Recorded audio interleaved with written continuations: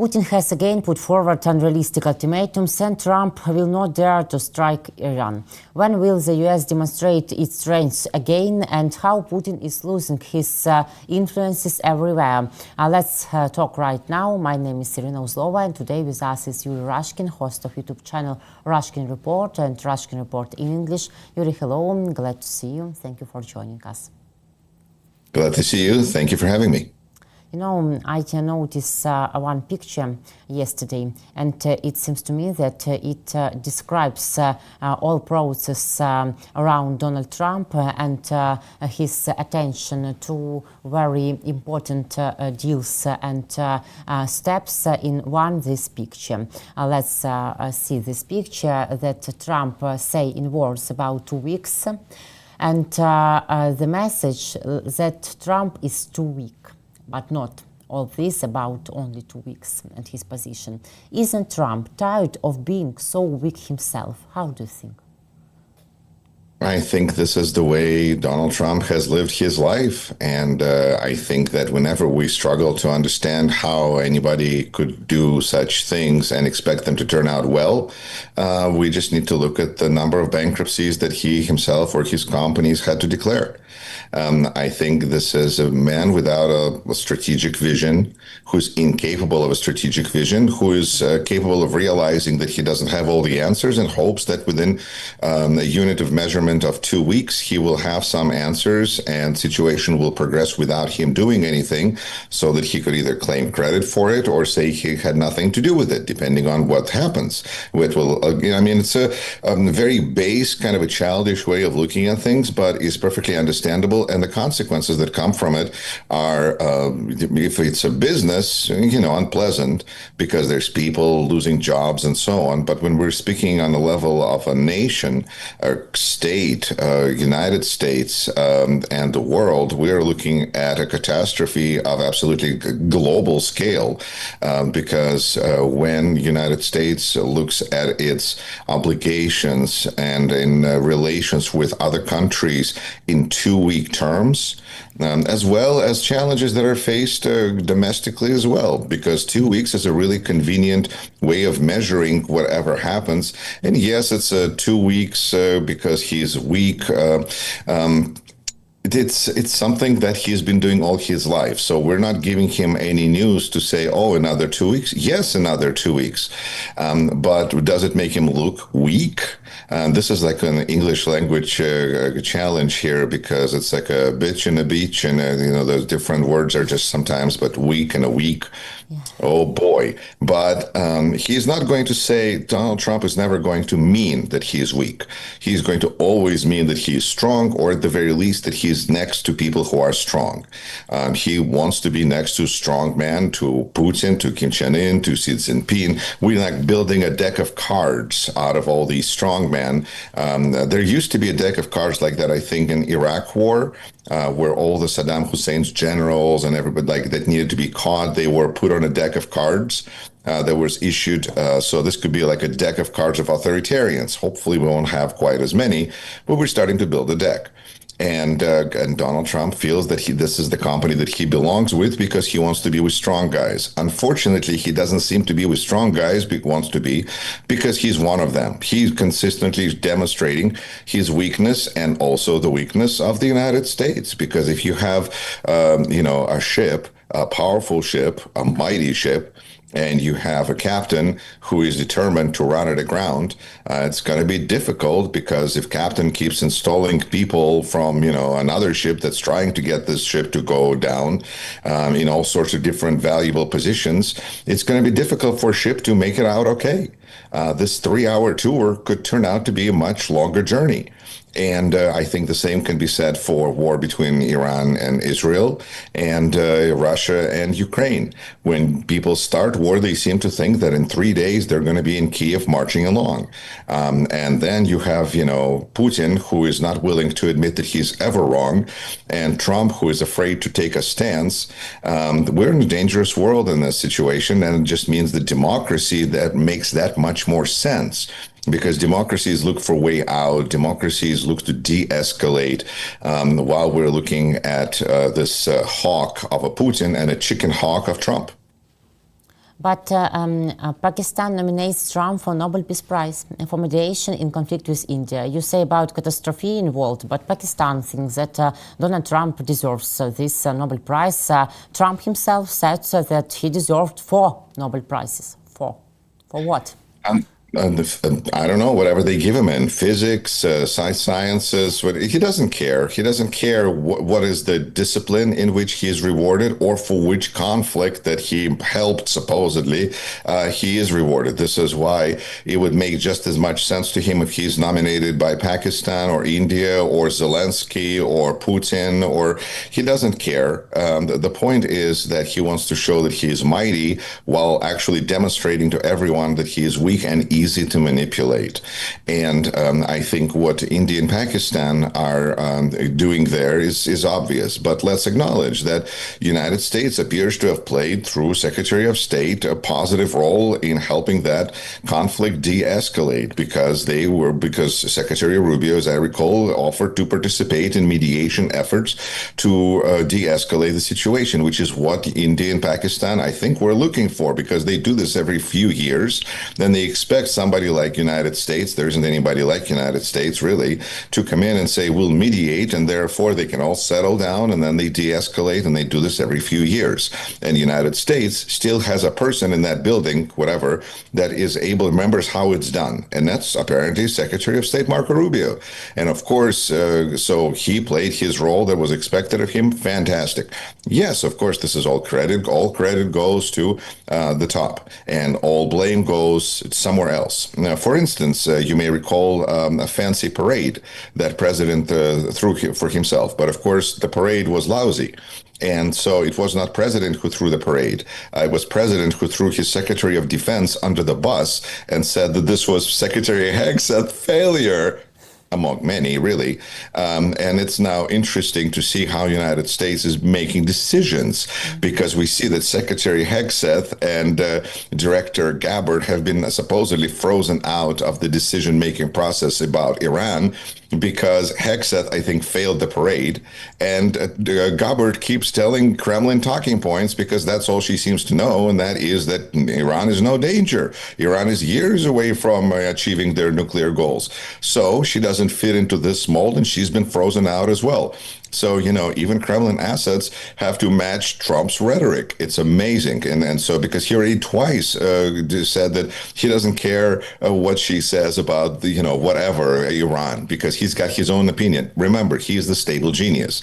So a person with such a high opinion of himself, it's almost like, imagine a person in your life, ladies and gentlemen, viewers and listeners, of somebody who pays no attention to anybody else's opinion, is a kind of an ass, but that nobody seems to want to talk to and deal with. And so we just keep hoping that he's going to leave the party, and then it's going to be, fine. Or we can leave his party and everything's going to be fine.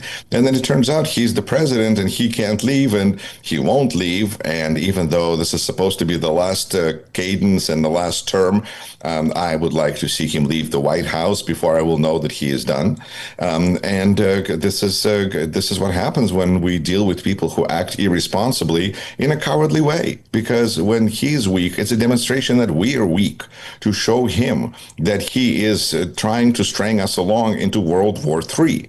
And if we are too weak as people, as voters, as leaders, to tell Donald Trump, stop, then he's going to do what he's always done, do whatever he feels like, and preferably what Putin tells him to, because Putin's been his guiding star, clearly, for generations, I don't know, for decades. It is particularly interesting that the story that's blowing up right now in the Russian info space is about Sergio Gore, who is the person in charge of HR at the White House and was born in Malta or somewhere that he says is not Russia. Of course, Soviet Union of Soviet Socialist Republics was not technically Russia, so he was born technically in USSR, so he can say that he was not born in Russia, really works well for rhetoric purposes. But that's a big scandal that's blowing up right now because, Ukrainians and Russians could not believe that American president could be a Russian asset. But the more stories start to come out that say that people around him, people that are hiring people, putting them in different positions, are actually, have just direct Russian background, that seems to fit with the mold. And so whether he is weak, whether he is inept, whether he's corrupt, or whether he's a Russian asset, either way, this is all making the United States look absolutely terrible. And I feel that we as voters, those that voted against Donald Trump, have a little bit less to bear responsibility because I feel like we did what we could. But the responsibility for what Trump does really lies on people that voted for Trump and people who didn't come to the vote. But Yuri, we heard this week unusual for Trump statement that he doesn't need Putin as a negotiator in Iran-Israel war. Maybe does Trump really no longer need Putin in this role, or it's only on worse? Irina, I think what's important to acknowledge is the pattern of behavior and how Trump responds to different, the same stimuli, but from different countries. So when Iran is tagging him along, that's one thing. When Russia tags him along in negotiations, that's another thing. And it's amazing because both times you have countries that go tagging Trump along works. Okay, so let's do it. And in one case, you only have Ukraine that is defending and fighting for its survival, its sovereignty and integrity and democracy as a victim of this aggression, and therefore we have one response, and then the other case we have Israel, who is a much stronger country, clearly militarily, than Iran, and is able to, as I say, polish it off. But there's a more appropriate military term to say that Israel is destroying a huge list of targets and is demilitarizing Iran almost in the way that Putin wishes he could have demilitarized Ukraine. But Israel was able to accomplish air superiority and air dominance over Tehran in 2 days? And that's something that Putin has not been able to do. But if you have this kind of aggression coming from Russia, and it's tagging along is coming from Russia, which is a strong country, then that's acceptable. But if you have tagging along from a weak country, which is how Iran is being perceived, then it doesn't really matter. Then I guess our patience is wearing thin, and we're just not impressed. On the other hand, if you have a president who's been termed taco in order so that other people could make money off of his pattern of behavior, then you can predictably presume that with sufficient pressure, he will back off from that threat as well. And that's where it's been really interesting to watch Tucker Carlson and Ted Cruz duking it out in an interview that just blew up the English language space. Because there you have Donald Trump, Ted Cruz, who's saying, I'm the biggest fan of Israel. And Tucker Carlson representing the Kremlin mafia. And he is explaining, like, what do you mean you're for Israel? What about, our national interests and how is this helping us? And why are you trying to drag us into wars? So all of a sudden, I have all my middle of political spectrum and to the left people going, wow, I had no idea that I agreed with Tucker Carlson so much. What's going on? And I have to explain that's because you just got stuck on Russian propaganda. Because if you're feeling that Tucker Carlson makes good points, you might as well watch Russian TV. Because that's what he's saying. He's explaining to America why America sucks. For instance, saying things like, after Cold War was won, and what did America do to help Russia recover? Like, what? What are you talking about? So all of those things that, and then really, as Tucker, I feel like crown piece, masterpiece to say that, look what America has accomplished since it defeated Soviet Union. Is this really worth it? Look at all this crime. Look at all these horrible things. And I'm going, how much further we would be if there was no Republican Party and Russia? Wow, democracy would be thriving. That's what this is reminding me about. Like whenever Russia reminds us of all the things that didn't happen since 88 or 89 or 90 or whatever, 91 that the USSR officially collapsed. It's just ridiculous. But that's Tucker Carlson, and that's what people in the middle and the left of United States believe as well, because they feel that United States has made a lot of missteps. And so when you have somebody pointing those things out, it really lands again on easy, on ready ears. So we have a situation where different info spaces are blowing up for different reasons. But either way, we're looking to a very unstable situation. That's what Donald Trump represents, is chaos. And it's just a chaos for different reasons to different publics. But nonetheless, it's one big chaos that is not good for Israel. It's not good for anybody.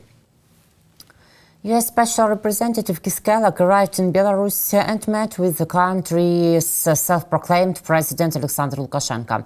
This was reported by the Belarusian state news agency Belta on Saturday. The agenda of Lukashenko and Kellogg's talks included international issues and the overall situation in the world, regional issues and Belarusian-American relations, Belta reports. We see this video of the meeting published by Belta and shows like Lukashenko hugging Kellogg. I remember how Steve Witkoff hugged with Russian dictator and terrorist number one in the world, Putin. So we see that Keith Kellogg is like Steve Witkoff in this case. Who doesn't know him? He is the most media-friendly person these days, the Belarusian leader said. Later, during the talks, Lukashenko noted that Kellogg made a lot of noise in the world with his arrival, to which Kellogg laughed. A lot of jokes. In turn, Kellogg thanked for the hospitality and the meeting. We live in a very dangerous time when the crisis we face can sharply escalate, grow, if we are not wise and fair, he said. What is the main goal of this visit? Probably to set up a new meeting for Donald Trump with another dictator. Because that seems to be the one thing that Donald Trump is mostly interested in, is being next to, surrounding himself with strong men. Interesting, not even strong women, but I don't know. I'm waiting for a woman dictator, but maybe it's just a man thing. So dictator, whatever. Kellogg is also doing a very dangerous thing, which is continuously legitimizing dictators, because now whether we're talking about American policy here, more than Kellogg, far more than Kellogg.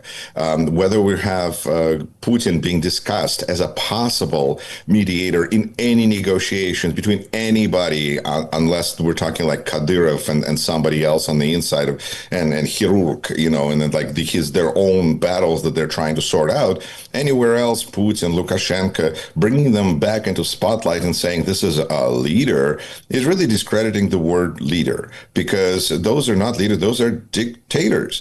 They are tyrants. They are not allowing for freedom of expression, and they're definitely not allowing for ability to people to change their leadership.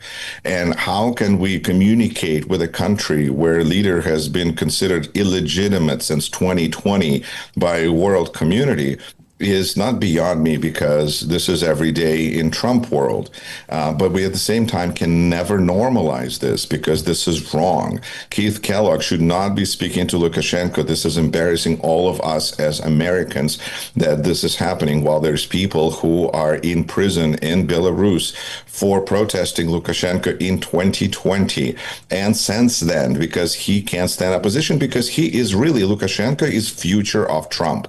But one of possible scenarios, because he lost election, he refused to leave, he surrounded himself with Russian guns, and Belarusians have been far too timid to protest in a way that Ukrainians have, because Ukrainians set up Maidan, which is people come out and they refuse to leave. Simple enough. Belarusians have become famous in their 2020 protests because they would take off their slippers before getting on a bench to protest. That's how caring these people are. I mean, it's amazing. It's beautiful. It's admirable. But it doesn't do enough to change a dictator who is willing to resort to violence, who is willing to resort to foreign interference in order to maintain his hold on power. So that's one of possible scenarios for the the United States. And one of the things that Belarusians and Ukrainians frequently remind me, because they say, without Maidan, you're not going to solve this problem. The problem that you have in the United States is not going to be solved without a big, big protest like Maidan. And we in the United States, I feel like, would like to get this problem solved without resorting to Maidan. And that is the challenge where we are, because we would like to be not Belarusians, because United States population is very heavily armed, and it's just impossible to believe that we're going to be as nice and peaceful as people of Belarus were. But at the same time, we're not at the level of desperation that Ukrainian people were when they decided that this is enough. And we're not at that level of this is enough, apparently, where we're not willing, we're willing to come out 10 million plus on city streets, 2,000 protests all over the United States. I was in one in Milwaukee, and that's beautiful, but it's not enough. It's not Maidan, and Donald Trump is not going to change his policy because of it. But this is what society needs. This is what culture needs in order to grow, to mature, to develop to a state where we're going to be, in a way, a little bit less naive and less, less Americans that people used to know, and more Americans of the future, more people that need to take care of business at home, as well as being responsible for what is happening on this planet. We do need to take care of business at home, and I think that American way is going to be different than Ukrainian or Belarus way, but it is going to be no less easy and potentially even more violent. And we have 2 minutes. Yuri, Russian dictator Putin made a big show for Donald Trump, according to assessing of our president Vladimir Zelensky. In such way, he commented Putin's speech on their Petersburg International, but there were no big leaders from whole the world there, only like daughters of Vladimir Putin. And Zelensky mentions that all these statements about new 100,000 capitulative ultimatums for Ukraine is all for Donald Trump. And Donald Trump and everybody in the world should take pressure against Russian dictator. But does Donald Trump understand that Putin only wants to prolong his war, and maybe he likes this show and doesn't want to make any pressure against Putin? Well, Putin is in a difficult position, as Financial Times, I believe, has just reported. Russia is on the verge of recession, and he announced that that is impossible, that cannot happen. Well, I mean, what's the one solution that Russia has to avoiding recession? War. So I think that those kinds of things are going to be in the country's future, and those kind. That's it used to be, I think, oil, gas, lumber, women, children that Russia was exporting, but now it's just war. Just, violence and cannon fodder. So that's one thing that Putin is dealing with. The fact that there was one seat, I'm sure, saved at that presentation for Donald Trump, but he didn't come, even though he wanted to. Like, he wanted to be at May 9th, I'm sure. Because Donald Trump there's one problem in his life. He can't seem to meet Vladimir Putin. They met in 2018, and since then, right now, especially since he's been president, because we don't know what happened when he was not president, but since he's become president, he seems to really want to meet Vladimir Putin, and Vladimir Putin appears in St. Petersburg, appears here. He calls Donald Trump all the time, because Donald Trump seems to be really good about doing things that somebody just spoken to his ear about. So, like, Trump seems to be calling allies or calling Ukraine right after he spoke to Putin, because it's still fresh in there before it kind of like disintegrates and everything. I think that, the recession and the pandering, I think pandering is an important part of dealing with Donald Trump. And of course, Vladimir Putin understands this both by using Donald Trump's name not in vain, but when praising anything, and Donald Trump, great, oh, he's wonderful. And at the same time, when criticizing, never saying Donald Trump, saying him, we know, making all sorts of references. Peskov is good at this as well, but not actually naming him by name. It's like a horror show where you can't say the character's name 3 times into the mirror, he'll come out. and respond with a tweet. The horrible tweets. So I think that Putin is in a bad situation, and he knows how to pander to Trump. But I think Ukraine should use this as well. I think that Ukraine should announce that every time a Russian rocket strikes Ukraine, it has hit another Trump building. Because, that's how Trump seems to respond. Of course, I can see, to end our conversation, I can see another building in Moscow with a Trump name on it. Currently, it says Lenin on the mausoleum, but I can easily see where it would say Trump, because who's done more for the state of Russia? Really, it's a pity, but it's a real fact. Yuri, thank you very much for this conversation, for your opinion and your position. See you next week. Take care. Take care. Yuri Rashkin, host of YouTube channel Rashkin Report and Rashkin Report in English. Yuri knows Lova, my name. Please, guys, subscribe to our YouTube channels and see you later.